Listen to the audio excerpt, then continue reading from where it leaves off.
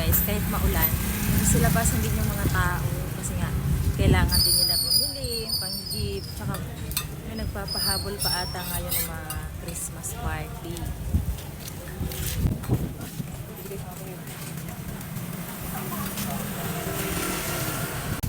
Kaya ano yun guys, pero kahit pa paano mayroon akong kita ngayon kasi naman magsarado pa nakakita.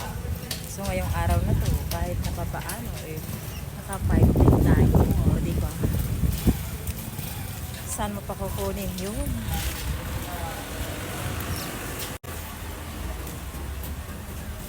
Release na yung ulan, sabi daw dun sa weather, amihan.